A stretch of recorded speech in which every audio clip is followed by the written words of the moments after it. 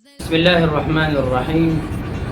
زمونږ د عمرې ترتیب یو کس ځان لذي هغه شان ترتیب مشته او موږ اکثر کوشش اوس دا کوو چې ملګري ګروپونه جوړ د هغې وجه دی چې اکثر ډېر کسان زمونږ ورونه لاړ شي او چې څنګه د عمرې حق وي هغه شانتي ادا نه کړی شي. نو د هغې د وجې نه زمونږ اوس په هر ګروپ کې یو مولانا صاحب یا یو مفتي صاحب خامخا مولیږو لکه زمونږ ګروپ تللی دی او زمونږ مفتي سید اطهر محسن صاحب هغوی ورسره دي. تقریبا سنن 11 ورځې شو چې زموږ ګروپ 40 کسانو ګروپ دی هغې افراد دي. نو انشاءالله زموږ آینده ګروپ په 3 اکتوبر باندې روان دی د مولانا فواد شهزاد صاحب په نگرانۍ کې. په هغې کې به انشاءالله موږ چې زموږ څومره کسټمر دي حاجیان دي موږ به هغوی ته فري زیارتونه ورکوو د حرمینو شریفینو او دواړو حرمینو فري زیارتونه به وي.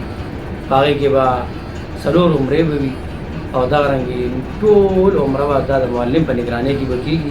21 ورځې پیکیج وي چې کوم کسان کوم ملګري په دې پیکیج کې او د ګروپ په شکل کې او د معلم په نگرانۍ کې د علماو په ذریعه نگرانۍ ګرځول غواړي موږ سره رابطه وکړي.